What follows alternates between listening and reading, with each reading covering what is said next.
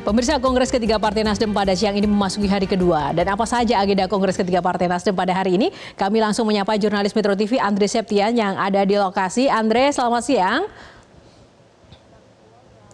Ya, Andre, apa saja agenda hari kedua Kongres ketiga Partai Nasdem?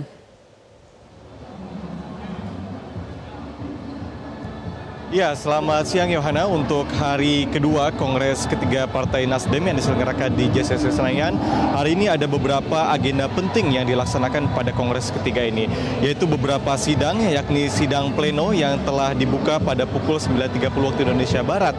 Kemudian juga ada penyerahan pandangan umum dari setiap DPW 38 provinsi untuk calon ketua umum Partai Nasdem periode 2024-2029. Nah, untuk yang pertama saya akan membahas terlebih dahulu mengenai sidang pleno.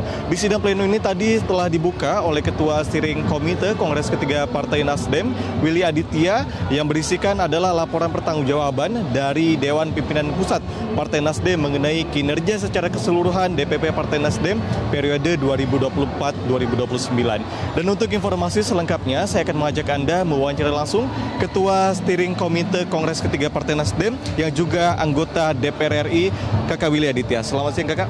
Siang, Kakak. Kakak Willy, untuk laporan ataupun sidang pleno yang telah dilaksanakan tadi, bagaimana dan apa saja laporan yang disampaikan dari DPP Partai Nasdem dan bagaimana steering komite melihat kinerja pencapaian DPP Partai Nasdem periode yang kemarin? Ya, ini tadi pleno pertama.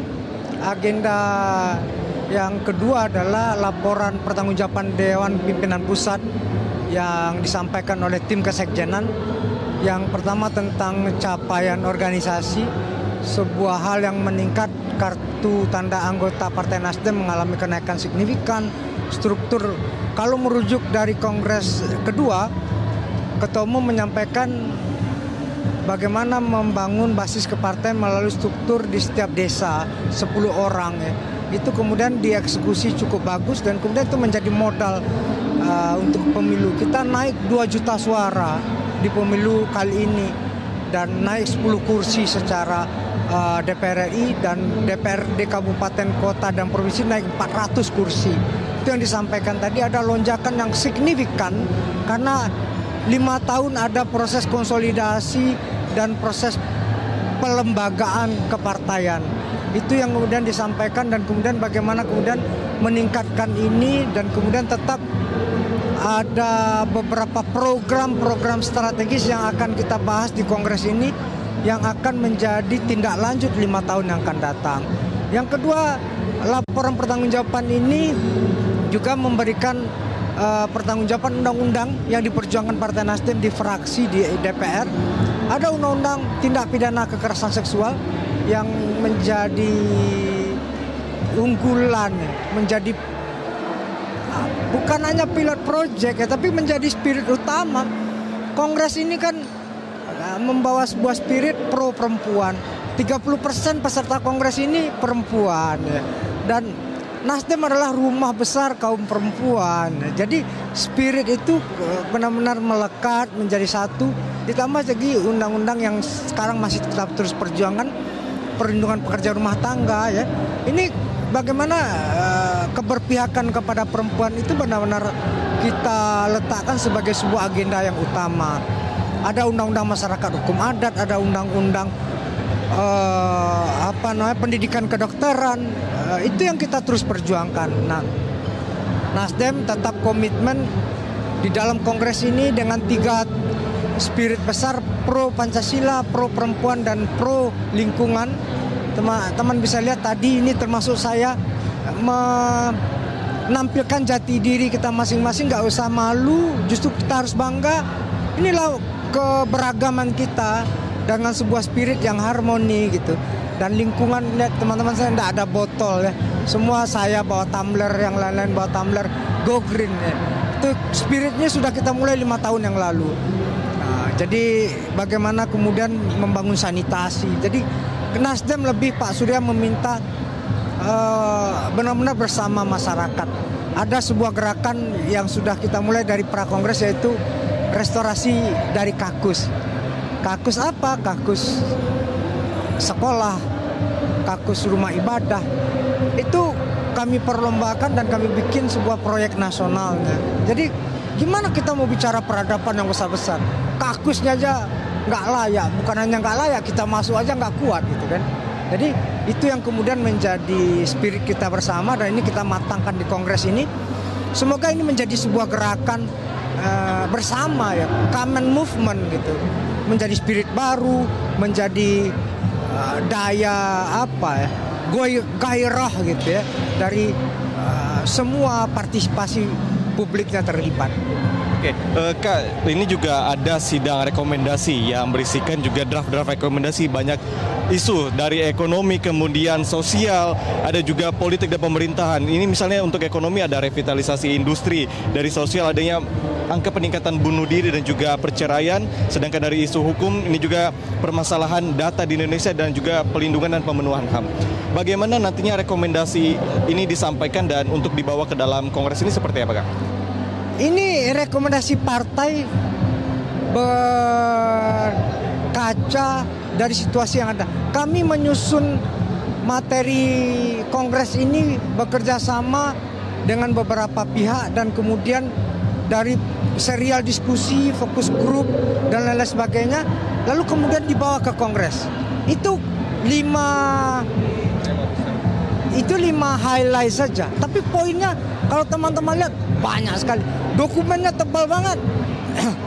Itu yang utama itu tentang bansos ya. Ya, bansos kenapa? Karena harus ada semacam sebuah situasi yang fix. Untuk apa dan dalam situasi apa bansos ini diberlakukan? Tuh. Itu menjadi salah satu rekomendasi utama yang akan diberikan kepada pemerintahan berikutnya. Kita bahas dan tugas kami, Pak Surya perintahkan jangan menjadi faktor pemberat, tapi Nasdem selalu menjadi faktor peringan. Untuk apa itu? Kita melakukan kajian-kajian secara saintifik, secara data, faktual. Untuk kemudian rekomendasinya tidak rekomendasi yang emosional, tidak rekomendasi yang sifatnya ngawur gitu ya, enggak. Oh lu kan begini, kita harus begini, enggak. Tapi rekomendasi yang skematik, rekomendasi yang saintifik. Karena Nasdem selalu berpijak pada scientific approach ya. Itu yang kita lakukan. Yang kedua adalah negara hukum. Demokrasi itu adalah negara hukum, bukan negara kekuasaan. Nah sekian banyak catatan ini, bagaimana kemudian memformulakannya. Habis itu baru ekonomi. Tentang hilirisasinya, problemnya di mana gitu. Nah, green ekonominya dengan EBT, energi baru terbarukan yang undang-undangnya sudah ada, kita akan menerapkan seperti apa. Nah ini yang kemudian menjadi tema-tema di kongres. Maka kemudian teman-teman bisa lihat pra-kongresnya lebih dinamis sebenarnya. Karena kongres waktunya terbatas ya. Tapi pra-kongresnya panjang sekali. Kita sudah mulai dari 2 Juli. Itu. Jadi proses yang panjang menuju kongres, begitu banyak juga masukan-masukan yang diterima dari Partai Nasdem, dari akademisi dan sebagainya. Yang terakhir Kakak Willy, untuk tadi penyampaian umum, pandangan umum dari DPW se-Indonesia. Bagaimana untuk calon ketua umum periode 2024-2029? Ada gambaran Kakak? Iya, 38 DPW menyatakan meminta kembali Pak Surya sebagai ketua umum. Badan dan Sayap juga sama menyampaikan meminta kembali Pak Surya. Tentu ini menjadi sebuah situasi yang sudah dirasakan oleh teman-teman yang mengerti Nasdem ini kan teman-teman itu semua, kakak-kakak itu semua melihat bagaimana kebutuhan kita 5 tahun yang akan datang. Toh Pak Surya lah yang selama ini menjadi benteng utama, menjadi dirijen, menjadi chief of command.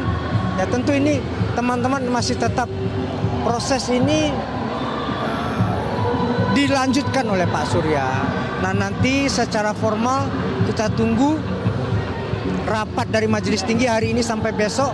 Besok siang akan disampaikan hasil dari rapat Majelis Tinggi di dalam forum kongres. Baru kemudian ditetapkan sebagai hasil kongres. Gitu. Baik, terima kasih untuk informasi selengkapnya dalam Kongres hari kedua Partai Nasdem.